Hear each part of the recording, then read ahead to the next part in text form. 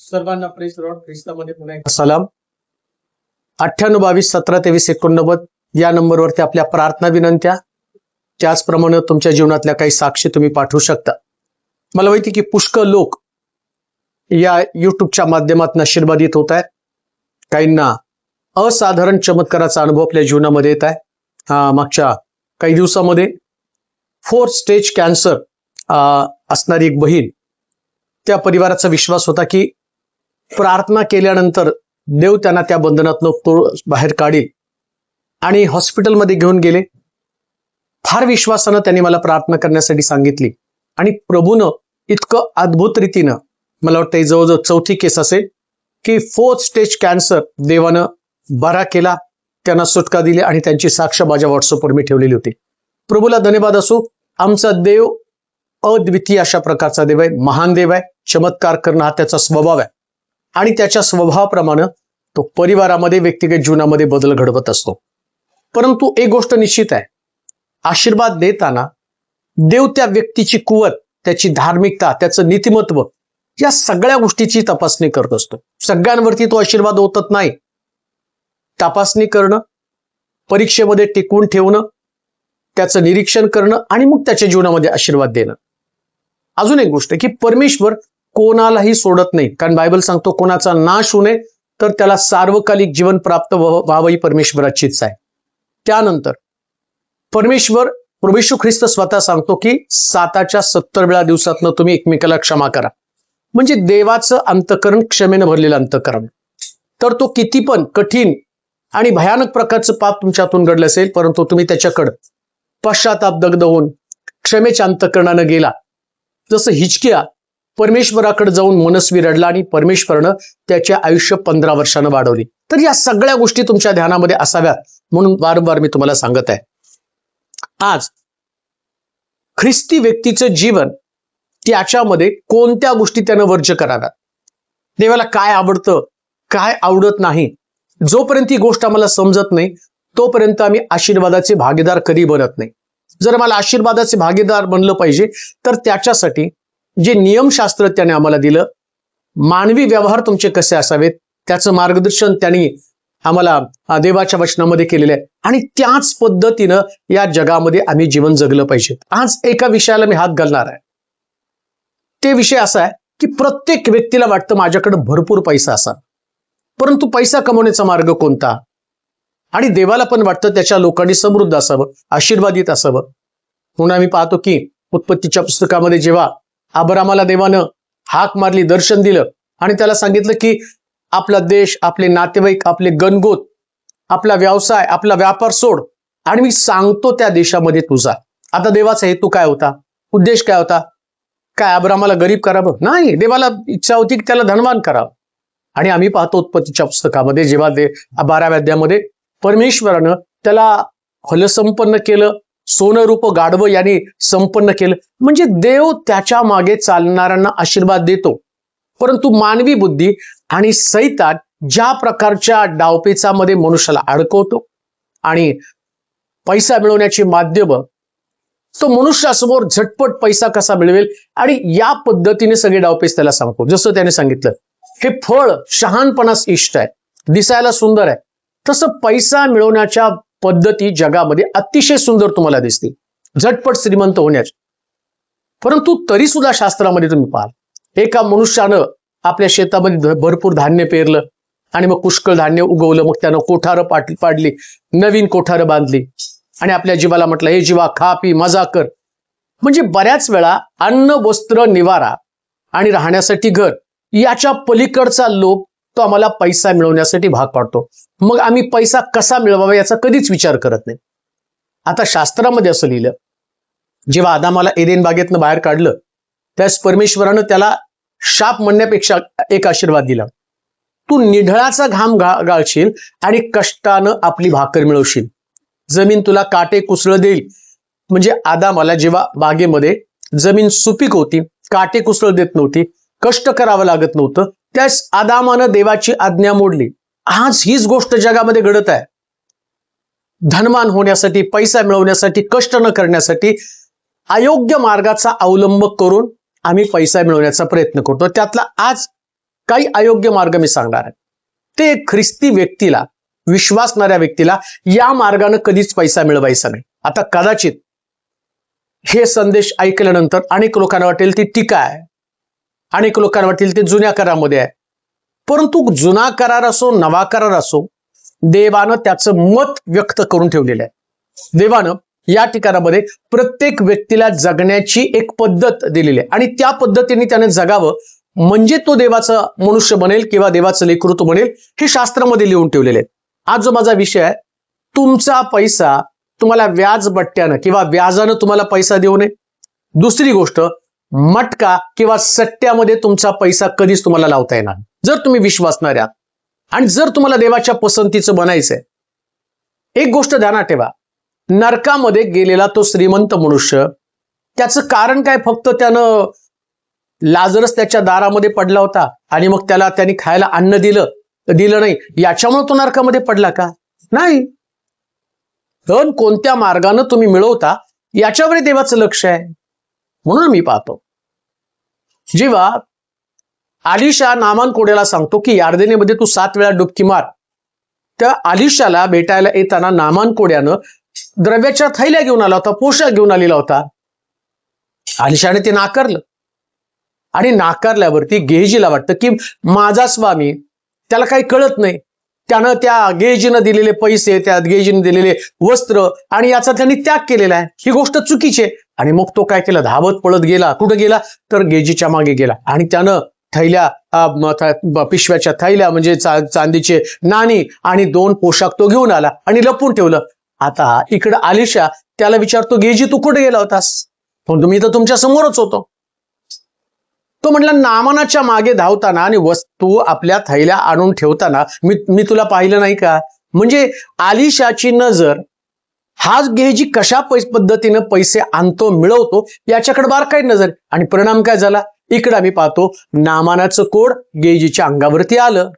म्हणजे पैसा मिळवण्याची जी पद्धत आहे ती पद्धत चुकीची आहे. आम्हाला असं वाटतं कोणत्याही पद्धतीने पैसा मिळवला तर देवाने ते आम्हाला आशीर्वाद दिले. नाही, देव तसले घाणेरडे आशीर्वाद आम्हाला देत नाही. पहिली गोष्ट आम्ही पाहणार आहोत की व्याजानं पैसे देणं, सावकारी करणं हे देवाला पसंत नाही. आत्ते वचनात आपण वाचणार आहोत स्तोत्रसंहिता त्याचा 15वा अध्याय आणि त्याची 1 पासून काही वचन आपण वाचणार आहोत. हे परमेश्वरा, तुझ्या मंडपात कोण वस्ती करेल? तुझ्या पवित्र डोंगरावर कोण राहील? जे सात्विकपणे चालतो, नीतीने वागतो, मनापासून सत्य बोलतो, आपल्या जिभेनं चुगली करीत नाही, आपल्या सोबत्याचे वाईट करत नाही, आपल्या शेजाऱ्याची निंदा करत नाही, अधमाला तुच्छ लेखतो, परमेश्वराचं भय बाळगणाऱ्यांचा सन्मान करतो, आपण पाहिलेल्या शब्देनं स्वतःचे अहित झाले तरी तो मोडत नाही, आपला पैसा वाढीदेडी लावत नाही, निराप्रदांची हानी करण्याकरिता लाज घेत नाही, जो असा वागतो तो कधी ढळणार नाही. आता इकडं दाविदानं स्तोत्रामध्ये या गोष्टीचं वर्णन केलं आणि स्पष्टपणे असं लिहिलं की ते दाविदाचे स्तोत्र देवाच्या पवित्र डोंगरावरील रहिवासी. म्हणजे देवाच्या घरामध्ये कोण राहू शकतं? कोणती जागा? परमेश्वराच्या डोंगरावरती कोण चढेल? पवित्र डोंगरावरती कोण राहील? म्हणजे जिथं देवाच्या लोकांची राहण्याची जागा, पवित्र डोंगर, यरुशलेम, जिथं देवाचे लोक वस्ती करतात, देवाचं मंदिर, देवाच्या मंदिरामधली जागा कोणाला प्राप्त होती? त्याच्यामध्ये स्पष्ट दिलं, जो आपला पैसा वाढीदेडीने लावत नाही. जर तुमचा पैसा तुम्ही व्याजाने देतात तर तुम्हाला देवाच्या घरामध्ये जागा नाही असं लिहिलं या ठिकाणामध्ये. तर तुम्ही म्हणाला नाही, आम्ही ते वाढी देणी पैसा मिळवण्यासाठी सरकारची परमिशन घेतली, देवाची परमिशन घेतली का? देव जी गोष्ट तुम्हाला अमान्य वर्ज्य करून ठेवली, मधल्या झाडाचं फळ खाऊ नको, बागेतल्या सगळ्या झाडाचं फळ खा, आणि बऱ्या वाईटाचं जे जागे आणि फळ आहे ते तुला खायचं नाही म्हणून सांगितलं नाही म्हणजे प्रश्न मिटला. आता विचार करा, चुकीच्या पद्धतीनं पैसा मिळवणं हे देवाला मान्य नाही. आणि म्हणून त्यानं म्हटलं, शेजारच्या घरात शेजारच्या व्यक्तीच्या बैलाची अभिलाषा धरू नको, स्त्रीची अभिलाषा धरू नको, आणखीन त्या ठिकाणामध्ये म्हटलं त्याच्या संपत्तीची अभिलाषा धरू नको, लोभ धरू नको. आता जेव्हा आम्ही दुसऱ्याकडनं पैसा, बरं आता पैसा मिळवण्याच्या पद्धतीमध्ये बऱ्याच वेळा ते सावकारी जो फाश आहे त्याच्यामध्ये साम, दंड, भेद, या पद्धतीनं जो पैसा दिला वसूल करण्याची माध्यम, तर तुम्ही प्रार्थनेने थोडी पैसा वसूल करणार आहे. नाही, देवा त्या व्यक्तीनं माझे पैसे घेतले, आता तिचं मन परिवर्तन कर, अशी तर प्रार्थना तुम्ही करणार नाही. मग तुम्ही काय करणार? दंडाचा वापर करणार, बळाचा वापर करणार, माणसं पाठवणार, त्यांना मारणार, त्यांची सेज जमीन लुटून घेणार, त्यांचं काहीतरी वस्तू गहाण तुम्ही ठेवणार आहेत. नाही दिलं तर त्याला शहर सोडून पडण्यासाठी ज्या पद्धतीने तुम्ही त्यांच्या पाठीस लागाल, ही गोष्ट देवाला अमान्य आहे. शास्त्रामध्ये असलेलं तुझ्या पवित्र डोंगरावरती कोण राहील? सात्विकपणे चालतो व नीतीने वागतो. आता जेव्हा जक्कई त्वरा कर खाली, आज मला तुझ्या घरी यायचंय, हा शब्द येशूनं जक्कईला बोललं, तर जक्कई त्वरेनं येशूला आपल्या घरी घेऊन गेला. आणि येशू समोर बोलताना आपल्या पापाची कबुली देताना तो म्हणतो, मी कुणाचं कुभांडानं घेतलं असेल चौपट परत करतो. कुभांडानं घेणे, ह्या व्याजाचा पैसा, मटक्याचा पैसा, जुगारीचा पैसा, हा पैसा नीतीचा पैसा तर नाहीये. खेळाभर देवाच्या मंदिरामध्ये जुगार. तो म्हणाल, नाही आम्ही तो पैसा, आणि परमेश्वराने आम्हाला असले घाणेरडे आशीर्वाद कसे काय देव तुम्हाला देऊ शकतो? एखाद्याची मुंडी मुरगळायची, त्याला जास्ती व्याजानं पैसे द्यायचे, आणि तुमचा डोळा त्याच्या संपत्तीवरती असतो, तुमचा डोळा त्याच्या धनावरती असतो. बँक देतं त्याच्यापेक्षा, अहो बँक सुद्धा दया करून त्या माणसाला 12% 13% आम्ही वर्षाला, म्हणजे 1% महिन्याला त्याचे व्याज असेल, जास्तीत जास्त 1.5% असेल. मग एक व्यक्ती महिन्याला जर 10%, 12%, 25% व्याज घेतो, हा कुठल्या नीतीचा पैसा आहे? बँकेनं पण, सरकारनं पण बँकेला नीती नियम दिलेले आहेत. मग विश्वासणाऱ्याला नीती नियम नाही आहेत का? विश्वासणाऱ्याने कसल्याही पद्धतीने पैसा मिळवणं याची परमिशन त्यांना दिली, आणि आम्ही म्हणतो की देवाने आम्हाला आशीर्वाद दिला. अरे तू दुसऱ्याच लुबाडलंय. जक्कई म्हणतो, मी कुणाचं कुभांडानं घेतलं असेल, कुभांड रचलं, योजना आखल्या. मी पाहिलं, ज्या शहरामध्ये मी राहिलो त्या सोलापूर शहरामध्ये लुटारू लोक आहेत. देतानाच ते लोकांच्या जमिनी लिहून घेतात, व्याजावरती व्याज, व्याजावरती व्याज, आणि अशा पद्धतीने चक्रव्याढ व्याज लावून ज्या व्यक्तीने 80,000 कर्ज घेतलं, त्याला 10-10, 20-20 लाख त्याच्याकडनं फेडून घेतलेले आहेत, त्याची जमीन लुटून टाकलेली आहे. आणि तो व्यक्ती बिचारा गरजेच्या वेळेस त्या ठिकाणामध्ये त्याने तुमच्याकडनं घेतलं, आणि त्याच्याकडनं तुम्ही वसूल करताना तुम्हाला वाटतं का देव अन्यायी आणि तो स्वर्गामध्ये बसून सगळं स्वस्तपणे त्या ठिकाणं पाहत राहील? नाही, देव न्यायी देव आहे. म्हणून तर त्या ठिकाणामध्ये असलेलं, ज्या माणसानं, राजानं त्या ठिकाणामध्ये एकाला 1 लाख रुपये दिले, एकाला 1 लाख रुपये व्याजानं दिले, आणि मग त्याने फेडले नाही म्हणून त्याने त्याला टाकून दिलं बंदीशाळेमध्ये. तो गयावया करायला लागला, राजाने त्याला सोडून दिलं. आणि यानं 100 रुपये उसने घेतले, तर त्यानं त्याची बायका लेकरं टाकून दिली त्याच्यामध्ये. तो म्हणतो अन्यायी आहे. तो अन्यायानं कोणाचं धन मिळवू नका, कोणाची लुबाडणूक करू नका. त्यांचा परिवार, त्यांच्या परिवाराच्या गरजा, ज्या अर्थी तो व्यक्ती तुमच्याकडनं, एखाद्या व्यक्तीकडनं व्याजानं पैसे काढतो ना, त्या अर्थी त्याच्या गरजा भागत नसतात. आणि गरजेपोटी त्यानं तुमच्याकडे मदत मागितली, आणि त्या मदतीचं 1.25 रक्कम तुम्ही वसूल केली, हे देवाला कधीच मान्य नसतं. प्रत्येक व्यक्ती, प्रत्येक परिवार हा देवानं निर्माण केलेला परिवार आहे. आणि समजा मी कोणाकडनं तरी उसने पैसे घेतले, व्याजानं पैसे घेतले, आणि या पैशाच्या बाबतीमध्ये मी विचार केला की मला ते फेडता आले नाही. आता फेडता आले नाही तर माझी सगळी संपत्ती काढून घेतली, जगण्याचा स्रोत काढून घेतला. मग मी जगायचं कसं? मग मी मरायचं का? तो व्यक्ती फाशी घेतला, तो व्यक्ती गाव सोडून गेला, त्या व्यक्तीला त्या ठिकाणात राहणं कठीण झालं. आणि प्रश्न असा उपस्थित राहतो या ठिकाणामध्ये, असं म्हटलंय, परमेश्वराच्या डोंगरावरती कोण चढेल? म्हणजे जर असं कर्म तुम्ही करत आहात तर कुठल्याही अधिकाराच्या पदावर पण मंदिरामध्ये तुम्ही राहू नका. तो अधिकारच तुम्हाला नाही. मंदिराच्या व्यवस्थेमध्ये तुम्हाला कुठल्या प्रकारची हस्तक्षेप करण्याचा अधिकार सुद्धा देवानं दिला, कारण तुम्ही अनितीने धन मिळवलेले, चुकीच्या पद्धतीने धन मिळवलेले. अनितीचं धन तुमचा परिवार उद्ध्वस्त केल्याशिवाय राहत नाही. अनितीच्या गोष्टी तुमच्या कुटुंबाला आणि देशोधडीला लावल्याशिवाय राहत नाही. म्हणून व्याजाचा पैसा, मी म्हणत नाही बँकेमध्ये तुम्ही व्याजाने पैसे टाकू नका. बँक एक प्रोफेशनल अशा प्रकारची बँक आहे, ती काही नुसता व्याजाने पैसा फिरवत नाही. त्या कंपन्या चालवण्यासाठी आणि त्यांना कर्जाची गरज असते, त्यास लाखो करोडो रुपये ती आणि व्याजानं देते. त्यांना त्यांचे अधिकारी आहेत, कामगार आहेत, या लोकांना पगारी द्यावे लागतात. त्यांची एक व्यवस्था आहे, आणि ते काही अशा पद्धतीने नाही करत, अगदी सिस्टमॅटिक घेतात. ते दंडेलशाही नाही करत. परंतु जेव्हा सावकारीचा पाश असतो ना, तेव्हा दंडेलशाही करून आपल्या पैशाची वसुली करावी लागते. अपशब्द, धमकी, भीती त्यांच्यामध्ये उत्पन्न करावी लागते. चुकीचा मार्ग वापरावा लागतो. पोलिसांची हातमिळवणी करावी लागते. आणि किती अनिती आहे याच्यामध्ये, कुठंच नाही. इथं आम्ही पाहिलं त्याच्या आपला पैसा 5व्या वचनामध्ये म्हटलं, आपला पैसा वाढीदेडी लावत नाही, निरापराधांची हानी करण्याकरता लाच घेत नाही, लाच देत नाही.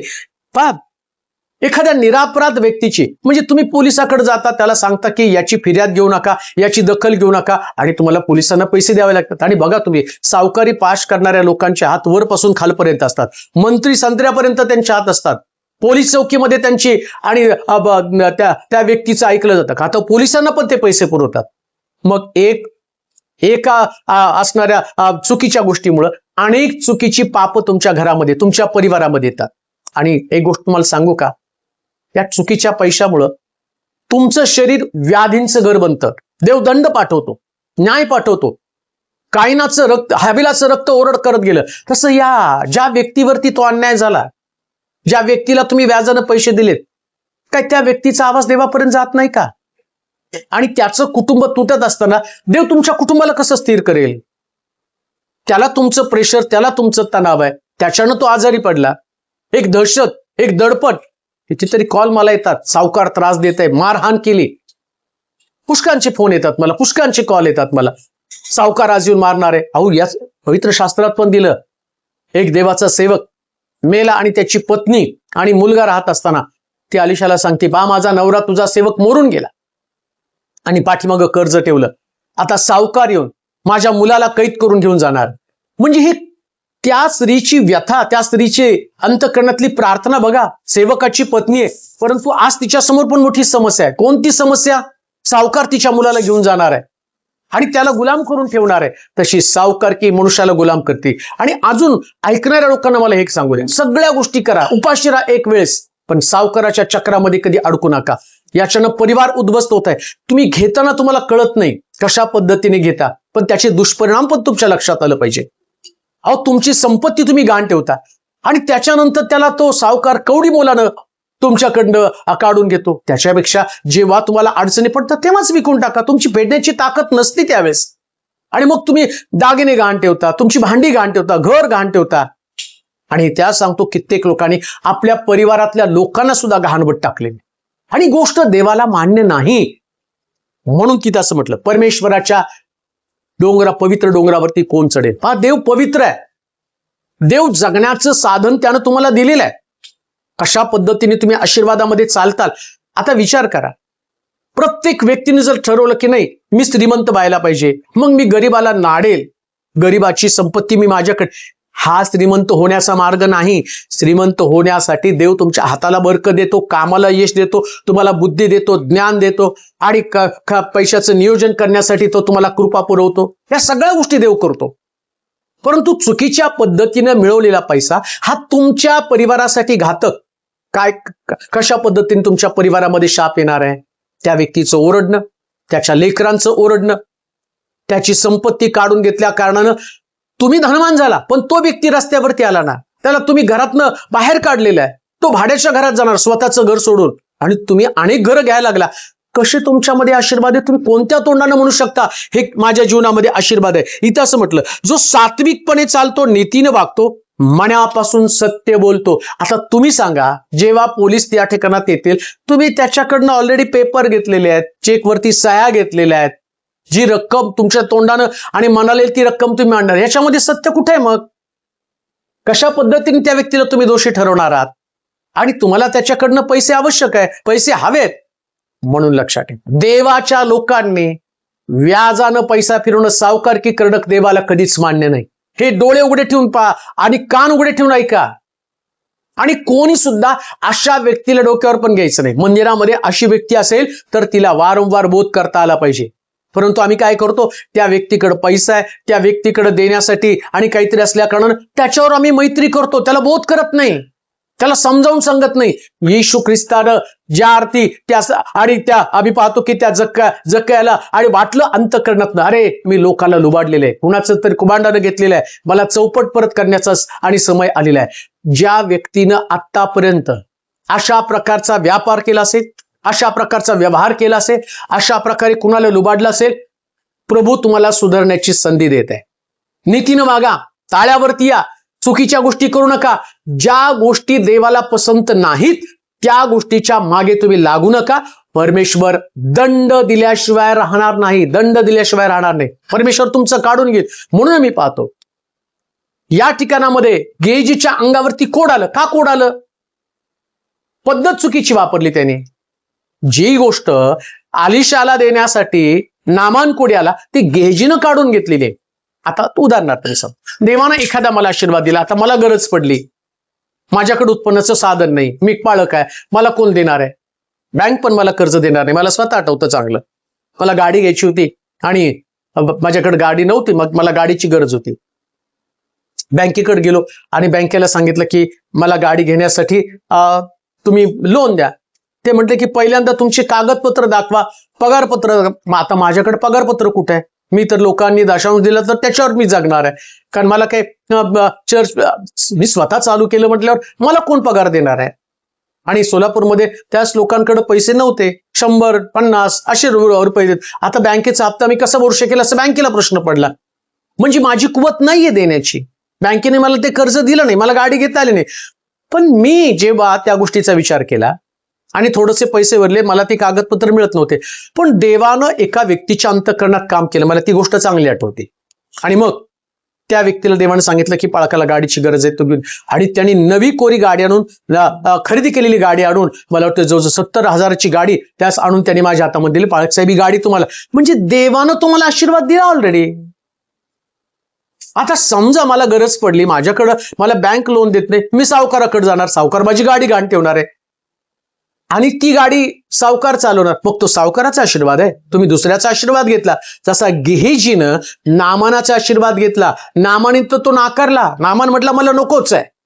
का तर त्याला माहितीये देणारा देव समर्थ आहे. या पद्धतीनं मी या नामानाकडनं घेणार नाही. आणि नामानाला असं वाटेल की यानं व्यापार केला, त्यानं माझ्याकडनं पैसे घेऊन मला आशीर्वाद दिला. चुकीच्या पद्धतीने मिळवलेला पैसा हा देवाला कधीच मान्य नाही प्रिया. म्हणून इथं असं म्हटलं की त्या गिरीवरती चढण्याचा अधिकार त्याला नाही. दुसरी गोष्ट असं म्हटलं, आपल्या जिभेनं चुगली करत नाही आणि आपल्या सोबत्याचं वाईट करत नाही. तुमच्या जवळच्या व्यक्तीला, ख्रिस्ती व्यक्तीला चुकून पण व्याजाने पैसे देऊ नये. मुळात ख्रिस्ती व्यक्तीने व्याजवट्टाच करू नये असं देवाच्या वचनात लिहिलं. आता ते तुम्हाला करायचंय आणि ते तुम्ही करत राहणार, हा तुमचा प्रश्न आहे. आणि तुम्ही त्याला धार्मिकतेचं स्वरूप द्या. तुम्ही बोलता नाही मग आम्हाला मिळालेल्या पैशाचा दशांश आम्ही त्या ठिकाणामध्ये देवाला देणार आहे. अहो त्याच्यातले आशीर्वाद तुम्हाला मिळणार नाही. घाम गाळला का? निडाचा घाम गाळा ना. कष्ट करा, शरीराला कष्ट करण्याची सवय लावा. प्रत्येकाला देवानं कुवत दिलेली आहे, बुद्धी दिलेली आहे, ज्ञान दिलेलं आहे, कौशल्य दिलेलं आहे. त्या कौशल्याचा वापर करून तुम्हाला तुमचं धन कमवण्याचा अधिकार देवानं दिलेला आहे.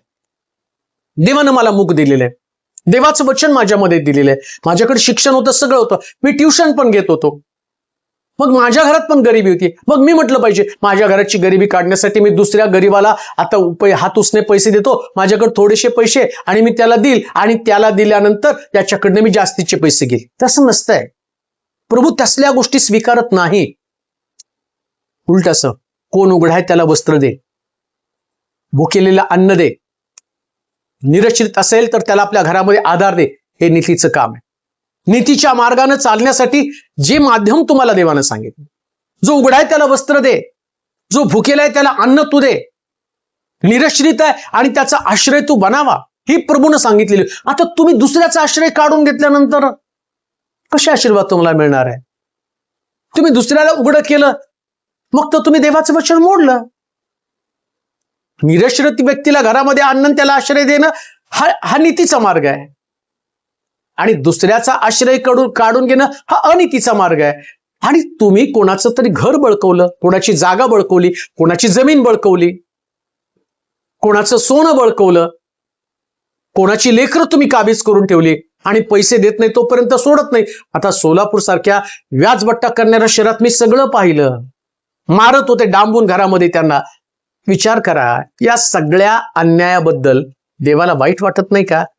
आणि तरी आम्ही देवाच्या घरामध्ये जाऊन प्रार्थना करतो, देवाच्या घरामध्ये जाऊन मानाचं स्थान मिळवतो. का तर आम्ही देवाच्या मंदिराला मदत करतो. लक्षात ठेवा, नीतीची मदत प्रभूच्या घरासाठी करा, अनीतीची मदत करू नका. त्यांना मंदिर बांधलं जाईल, त्यानं भांडार समृद्ध होईल. पण तुम्ही समृद्ध होत असताना सुद्धा जसं श्रीमंत माणूस मेल्यावर नरकामध्ये पडावं लागलं, त्याला पडावं लागलं, तशी ही गोष्ट तुम्हाला नरकाकडे घेऊन जाणार आहे. व्याजानं पैसे देणं चांगलं नाहीये, वाढीदेडीनं पैसा फिरवणं चांगलं नाही.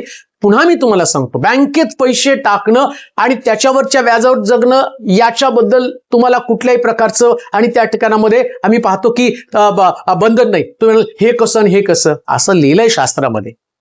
एक मनुष्य व्यापार करण्यासाठी गावी निघून गेला आणि एकाला 5,000 दिले, एकाला 2,000 दिले, एकाला 1,000 रुपये दिले.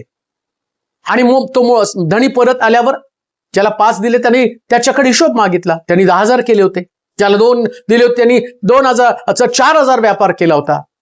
ज्याला 1,000 दिले त्याने पुरून ठेवले. त्यास तो काय म्हणतो माहिती का, अरे तू सावकाराच्या पेढीवरती तिथं नेऊन जर आणि पैसे ठेवले असते ना तर त्याचे सुद्धा व्याज मिळालं असतं. म्हणजे तिथं पेढी आहे, आता तिथं काय बँका नव्हत्या, पण तो पेढीवरती, म्हणजे बँकेतल्या व्याजावर तुम्ही जगू शकता, पण तुम्ही लोकांना, गरीबाला व्याजबट्ट्याने पैसे देऊ शकत नाही. हे बिब्लिकल नाहीये. ते तुम्हाला पटो अथवा न पटो, आणि तुम्हाला त्याप्रमाणे आचरण जर करायचं नसेल ना तर यातले आशीर्वाद देव तुम्हाला कधीच देणार नाही. तो म्हणतो की असं जो वागतो तो कधी ढळणार नाही.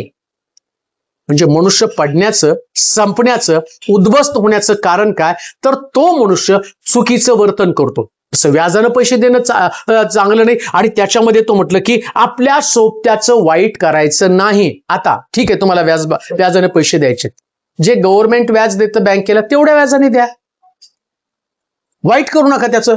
आणि तुम्हाला दिवशीच वाटलं ना मग त्याचं जामीन ठेवू नका, त्याला धमकी देऊ नका, प्रार्थनापूर्वक त्याच्याशी व्यवहार करा. जमेल का तुम्हाला? नाही जमणार. ते हा धंदाच तसा आहे की त्या धंद्यामध्ये मारपीट करावी लागते, लुबाडावं लागतं, उद्ध्वस्त करावं लागतं, धमकी द्यावी लागते, सोडो का पळो करून त्याला सोडावं लागतं.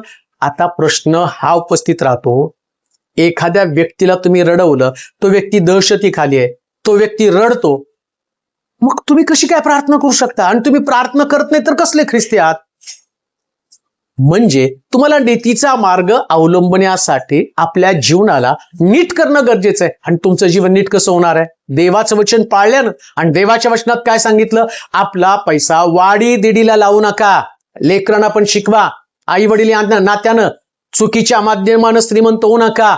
आणि ज्यांची लेकरं चुकीच्या माध्यमानं श्रीमंत होतात त्या आई वडिलांसाठी ती लाजिरवाणी गोष्ट आहे, त्यांच्यासाठी ती दुःखाची गोष्ट आहे. तुम्ही त्यांच्यावरती संस्कार करू शकला नाही, तुम्ही त्यांना शिकवू शकला नाही, तुम्ही त्यांना कष्ट करण्यासाठी प्रेरित करू शकला नाही. आणि तुमची मुलं कष्ट करण्याच्या ऐवजी लोकांना लुबाडण्याचं काम करते. आणि गोष्ट ख्रिस्ती समाजासाठी घातक गोष्ट आहे. ख्रिस्ती समाजानं, ख्रिस्ती व्यक्तीनं, विश्वासणाऱ्या व्यक्तीनं या प्रकारच्या बुहातनं बाहेर आलं पाहिजे, देवाकडे पश्चाताप केला पाहिजे, परमेश्वराकडे रडलं पाहिजे.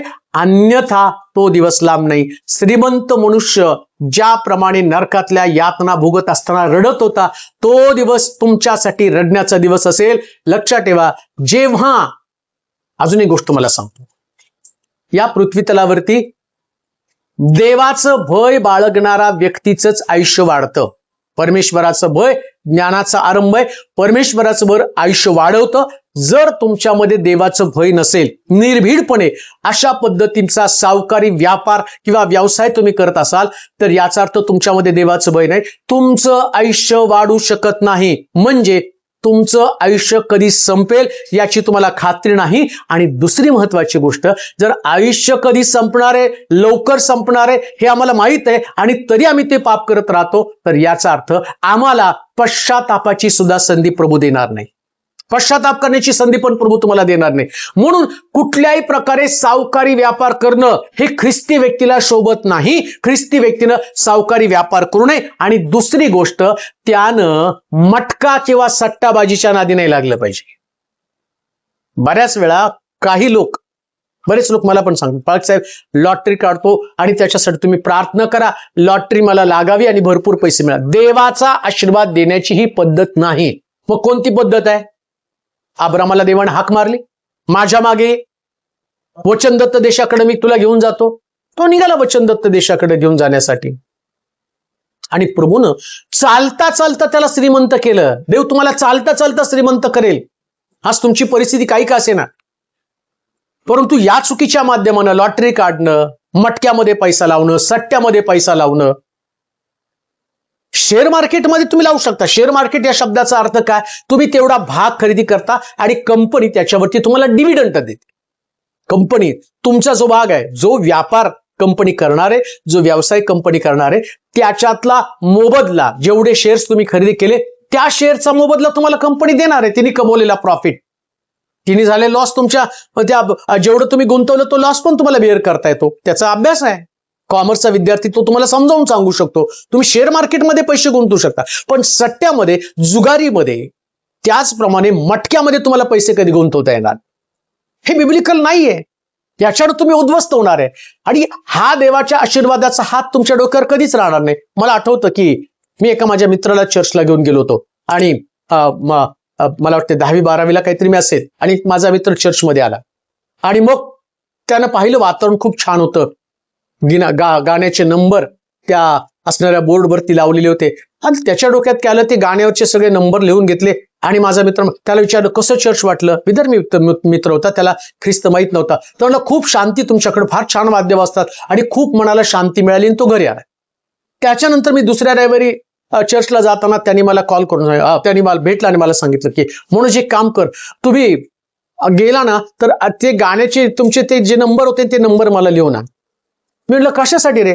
तर नाही, ते गाण्याचे नंबर मी लिहिले आणि तुमच्या देवानं मला आशीर्वाद दिला, मी मटक्यात ते पैसे लावले गाण्याच्या नंबरचे आणि मला मटका लागला. असले आशीर्वाद नसतात. तो सैतानानं आखलेला पाश आहे, सैतानाच्या योजना आहेत. त्या सैतानाच्या योजनेमध्ये तुम्हाला अडकवावं आणि देवाच्या योजनेपासून तुम्ही वंचित व्हावं. त्याला थोडेसे पैसे मिळाले, देवाला तुम्हाला धनवान करायचे. दावीद म्हणतो त्यानं मला धुळीत न काढून राजगादीवरती बसवलं, त्यानं मला सरदाराच्या पंक्तीस नेऊन बसवलं. देव तुम्हाला साधारण आशीर्वाद देणार नाही, मोठे आशीर्वाद देणार आहे. तुमच्या परिवाराला धनवान करणार आहे. युगानुयुगीचं गौरव तुम्हाला देणार आहे. स्वर्गातही तुम्हाला आशीर्वाद आहेच, पण पृथ्वी तलावर पण तुम्हाला आशीर्वाद मिळणार आहे. कोणते आशीर्वाद? शास्त्रात लिहिल्याप्रमाणे दावीद म्हणतो, या पृथ्वी तलावर एक गोष्ट मी पाहिली, धार्मिक निरश्रित झालेला किंवा त्याची संतती भिकेस लागलेली मी पाहिली नाही. तुम्ही तुमच्या संततीसाठी हा पैसा कमवत आहात, पण एक लक्षात ठेवा, तुम्ही कोणाच्या तरी संततीचं भविष्य उद्ध्वस्त करत आहात जेव्हा व्याजाने पैसे घेता. जेव्हा तुम्ही सट्ट्यामध्ये पैसे लावता, जुगारीमध्ये पैसे घालवता, जेव्हा तुम्ही मटक्यामध्ये पैसे घालवता, हे पैसे तुमच्या परिवाराचे, ज्याच्यावरती अंदाज बांधून सगळं केलं जातं, ज्याच्यामध्ये देवाचा हात नाही, हा अनितीचा पैसा आहे आणि देव अनितीच्या पैशाला प्रतिबंध करणारा देव आहे. म्हणून तो देव आहे. परमेश्वर व्यवस्था नीट राखणारा परमेश्वर आहे. तो ज्ञान देतो. तो व्यापार करण्यासाठी नीतिसूत्राच्या पुस्तकात लिहिलं, सद्गुणी स्त्री संबंधानं सांगितलं, दुरून ती आपल्या अन्न सामुग्री जमा करते. का? तर तिला कळतं चांगला फायदा कुठे आहे, चांगला व्यापार कुठे आहे. चांगला व्यापार करा, परदेशात माल विका, परदेशातला माल आणून देशामध्ये विका. त्याच्याबद्दल प्रभूला काही वाटत नाही. व्यापार करा म्हणतो तो. मनुष्यानं व्यापार करावं, कार्य मग्न असावं आणि कार्यामध्ये त्याने गुंतून राहावं. सगळीकडे व्यापार दिलेला आहे. व्यापार तुम्ही करा, व्यवसाय तुम्ही करा, पण चुकीच्या मार्गानं पैसा आणू नका, पैसा गुंतवू नका आणि कोणाकडनं पैसा घेऊ नका. जो चुकीचा मार्ग आहे त्या मार्गामध्ये असणारे शाप सुद्धा तुम्हाला अनुभवावे लागणार आहे. जसं आम्ही पाहतो या ठिकाणामध्ये त्या नामान कोड्याच्या बाबतीमध्ये घडलं आणि नामान कोड्याचं सगळं कोड जाऊन त्या गेहजीच्या अंगावरती उठलं. तसं चुकीच्या पद्धतीनं जमा केलेला पैसा, चुकीच्या पद्धतीनं पैसा मिळवण्याची रीत तुम्ही अवलंबली तर त्यातले सर्व दुष्परिणाम तुम्हाला आणि तुमच्या परिवाराला भोगावं लागणार आहे. म्हणून या स्तोत्रामध्ये त्यांनी असं म्हटलं, आपल्या जिभेनं चुगली करत नाही, आपल्या सोबत्याची वाईट करत नाही, शेजाऱ्याची निंदा करत नाही आणि अधमाला तुच्छ लेखतो, परमेश्वराच्या भय बाळगणाऱ्याचा सन्मान करतो. जे लोक परमेश्वराचं भय बाळगतात त्यांचा सन्मान करा. मग तो गरीब असू द्या, त्याच्याकडे काही नसू द्या. काय घडलं स्वर्गामध्ये? जेव्हा श्रीमंत माणूस मेला आणि गरीब लाजरस मेला, लाजरस अब्रामाच्या उराजवळ होता, त्याचा सन्मान झाला. देवानं धार्मिकतेमुळे त्याचा सन्मान केलेला आहे. पैशामुळे तुमचं लोक सन्मान करतील. आम्हाला वाटतं नाही, जगामध्ये माल आहे तो ताल आहे. जर पैसा असेल तर सगळे लोक आमच्या भोवती नाचतील. मराठीमधली म्हणा, असतील शीत तिथं नाचतील भूत. अरे तुम्हाला भूतांच्या सहवासात राहायचं का दूतांच्या सहवासात राहायचं आहे? दूतांच्या सहवासामध्ये राहण्यासाठी तुम्हाला नीतिमत्वाचा मार्ग अवलंबावाच लागेल. जर बायबल स्टडी याच्यासाठी चालू केला, देवानं दूतांचा सुद्धा न्याय केला. स्वर्गामध्ये असणारे दूत पतित झाले, स्थान सोडलं, आपली जागा सोडली, आणि जागा सोडल्यामुळे देवाने त्यांचा न्याय केला. जो बायबल स्टडी मी युट्यूबला टाकला त्याच्यामध्ये तुम्ही बघा, दूतांना त्यांनी सोडलं नाही. त्यांनी चुकीची पद्धत केली, चुकीचा मार्ग अवलंबला, देवाने त्यांचा न्याय केला. मग तुमचा न्याय करणार नाही का? कोणत्या पद्धतीने पैसे मिळवतात, कोणत्या गोष्टीनं तुम्ही लोकांना खिंडीमध्ये पकडतात, कोणाचा परिवार उद्ध्वस्त करतात, कोणाच्या कुटुंबामध्ये तुम्ही अडचणी निर्माण करतात. बायबल सांगतं या चुकीच्या पद्धतीचं देव खंडन करतो. आणि म्हणून त्यानं म्हटलं की कोणाचा सन्मान? देवाचं भय बाळगणाऱ्याचा सन्मान. सन्मान कोणाचा होणार आहे? ज्यांनी परमेश्वराचं भय बाळगलं. प्रत्येक पैसा येताना तुम्ही विचार करा, हा पैसा देवाला मान्य आहे का? काम करता कुठं लाच घेऊ नका, कोणाची तर अडवणूक करू नका, इमानतद्वारे काम करा. आणि तुमच्यावरती देखरेख करण्यासाठी देव स्वर्गामध्ये बसलेला आहे. तुमची पाप त्यानं थैलीमध्ये मोहरबंद करून ठेवली. न्यायाच्या दिवसामध्ये पुस्तक उघडलं जाईल, त्या सगळ्याचा हिशोब केला जाईल. पुन्हा मी तुम्हाला सांगतो, नुसता स्वर्गातच नाही, या पृथ्वी तलावर सुद्धा तुम्हाला तुमच्या कृत्याचा हिशोब द्यावा लागेल. मटक्याची तिकीट फेकून टाका, लॉटरीची तिकीट फेकून टाका, कोणाचे आणि तुमच्या घरामध्ये स्टॅम्प पेपर ठेवले असतील, जमिनी लिहून घेतल्या असतील, संपत्ती लिहून घेतली असतील, तगादा लावला असेल, त्याला धमक्या फेक पाडून टाका ते स्टॅम्प पेपर, ज्याच्यानं तुम्ही लोकांची अडवणूक करतात, लुबाडणूक करतात. आणि याचं प्रतिफळ, याचा जाप तुम्हाला परमेश्वराला द्यावा लागणार आहे. आणि परमेश्वर ज्यावेळेस हिशोब घेईल ना, तो व्याजासकट तुमच्याकडे हिशोब घेईल. जक्याला माहिती होतं, म्हणून तो म्हटला, कोणाचं कुभांडार घेतलं असेल चौपट परत करणार आहे. कोणाचं घेतलं असेल चौपट परत करा. जर तुम्हाला स्वर्ग राज्य पाहिजे असेल, जर तुम्हाला देवाच्या मंदिराचा भाग बनायचा असेल, लक्षात ठेवा, देवाच्या मंदिराचा भाग सुद्धा त्याला बनता येणार नाही. देव त्याच्या पर्वतावर असल्या लोकांना घेत नाही, असं शास्त्रामध्ये स्पष्ट लिहून ठेवलेलं आहे. म्हणून पैशाची प्रौढी मारण्याच्या ऐवजी धार्मिकतेची प्रौढी मारा. गरीब असला तरी चालेल. लाजरस सारखं फोडानं भरलेलं शरीर, ज्या पद्धतीनं मेजावरचं पडलेलं खात खात त्यानं आपलं नीतीचं जीवन जगला, पण त्यानं अधमाचा पैसा मिळवला नाही, चुकीचा पैसा मिळवला नाही, स्वर्गामध्ये तो गेला. देवाचे प्रिय लोको, ही गोष्ट ध्यानात ठेवा. वाटतं तितकं नीतीचं जीवन सोपं नाही. चर्चमध्ये जाऊन गाणे गाणं, संदेश ऐकणं, ऐकलेल्या संदेशावरती रिॲक्ट होणं, याला धार्मिकता मुळीच म्हटलं नाही. आणि ही धार्मिकता मुळापासून देव उद्ध्वस्त करतो, उखडून टाकतो. आणि देव तुमचं घर, तुमचा परिवार, तुमच्या परिवारातला प्रत्येक रुपया तुम्ही कशा पद्धतीने आणतो याचा हिशोब त्यानं ठेवलेला आहे. घरातलं मीटर, त्या मीटर मधले केलेली छेडछाड, सगळ्या गोष्टी देव पाहतो. देव तिकिटाचे पैसे दिलेले सुद्धा पाहतो. म्हणून तिथं असं लिहिलंय, योना जेव्हा निनवेला जाण्यासाठी निघाला त्यावेळेस तिथं असं लिहिलं, तार्शिषचं जहाज लागलं आणि तार्शिषच्या जहाजाकडे जाताना त्यानं तिकीट काढून त्याच्यामध्ये बसला. सगळ्यावरती त्याचं देवाचं लक्ष आहे. कशा पद्धतीने मी धन मिळवता. म्हणून देवाचे प्रिय लोको, एक गोष्ट ध्यानात ठेवा, मटक्याचा पैसा, व्याजवट्ट्याचा पैसा, लॉटरीचा पैसा आणि चुकीच्या माध्यमानं मिळवलेला पैसा हा तुम्हाला कधीच आशीर्वाद मिळवून देणार नाही.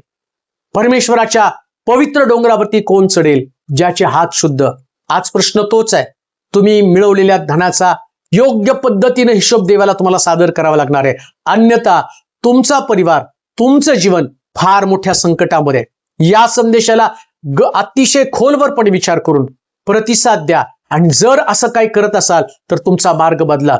कष्ट करा, कष्ट करून खा, कष्ट करून आपला परिवार चालवा, परंतु चुकीच्या पद्धतीने पैसा मिळवण्याचा कधीच प्रयत्न करू नका.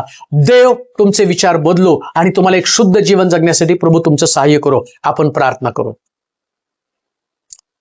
जिवंत थोर अति महान परमेश्वरा,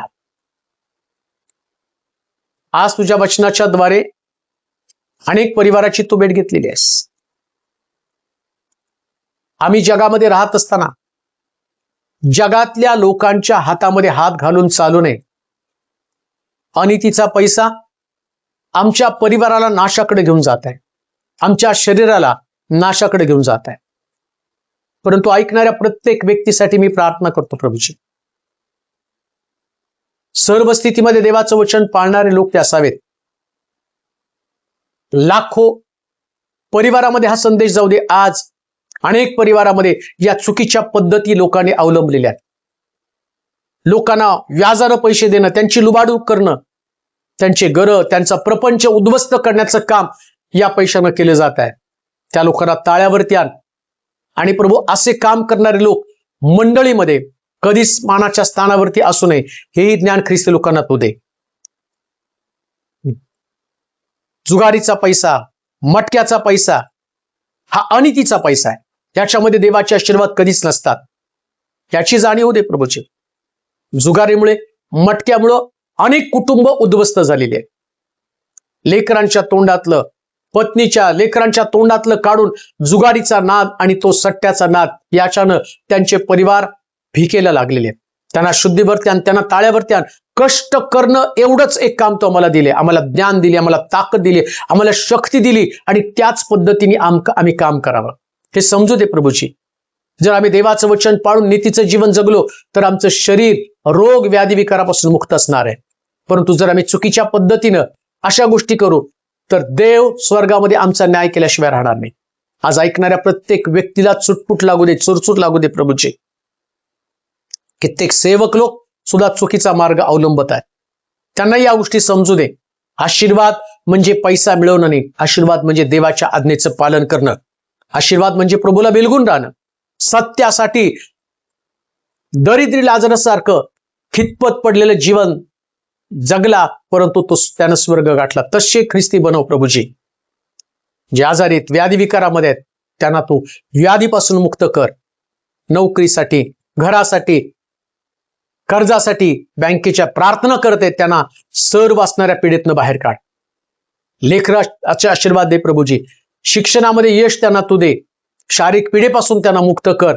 जे लोक या मिनिस्ट्रीसाठी आपला दशांश पाठवत आहे, अशा लोकांना दशांशाचे आशीर्वाद तू दे. माझा विश्वास आहे कित्येक परिवाराच्या साक्षी आहेत प्रभू, खरोखर त्यांनी या मिनिस्ट्रीला हातभार लावला आणि देवाने त्यांना समृद्ध केलं.